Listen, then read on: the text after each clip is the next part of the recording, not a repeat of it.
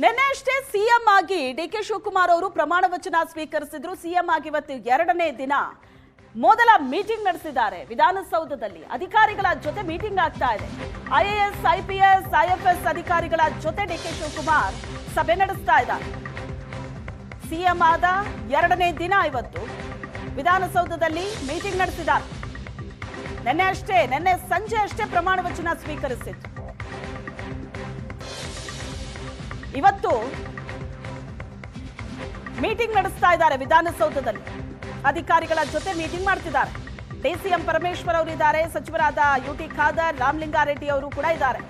ಅಧಿಕಾರ ಸ್ವೀಕರಿಸಿದ ಮೊದಲ ದಿನವೇ ಉನ್ನತ ಅಧಿಕಾರಿಗಳ ಸಭೆ ನಡೆಸಿದರು.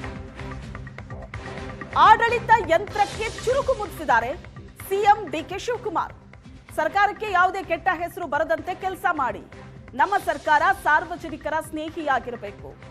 ಸಭೆಯಲ್ಲಿ ಅಧಿಕಾರಿಗಳಿಗೆ ಹಲವು ಸೂಚನೆಯನ್ನ ಸಿಎಂ ಕೊಟ್ಟಿದ್ದಾರೆ. ನಿನ್ನೆ ಅಷ್ಟೇ ಸಿಎಂ ಆಗಿ ಡಿಕೆ ಶಿವಕುಮಾರ್ ಪ್ರಮಾಣ ವಚನ ಸ್ವೀಕರಿಸಿದ್ರು. ಇವತ್ತು ಮೊದಲ ದಿನದ ಕೆಲಸಕ್ಕೆ ಹಾಜರಾಗಿದ್ದಾರೆ.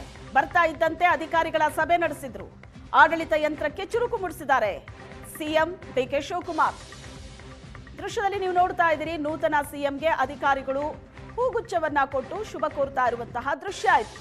IAS, IPS, IFS ಅಧಿಕಾರಿಗಳ ಜೊತೆ ಡಿಕೆ ಶಿವಕುಮಾರ್ ಅವರು ಮೀಟಿಂಗ್ ನಡೆಸಿರುವಂತಹ ದೃಶ್ಯವನ್ನ ನೋಡ್ತಾ ಇದ್ದೀರಿ. ಹಾಗೆ ಅಧಿಕಾರಿಗಳು ನೂತನ ಮುಖ್ಯಮಂತ್ರಿಗಳನ್ನ ಸ್ವಾಗತಿಸಿದ್ರು. ಮೊದಲ ದಿನದ ಮೀಟಿಂಗ್ ಡಿಕೆ ಶಿವಕುಮಾರ್ ಅವರಿಂದ ಆಡಳಿತ ಯಂತ್ರಕ್ಕೆ ಚುರುಕು ಮುಟ್ಟಿಸುವಂತಹ ಕೆಲಸ, ಅನೇಕ ಸೂಚನೆಗಳನ್ನ ಸಲಹೆಯನ್ನ ಕೊಟ್ಟಿದ್ದಾರೆ ಅಧಿಕಾರಿಗಳಿಗೆ.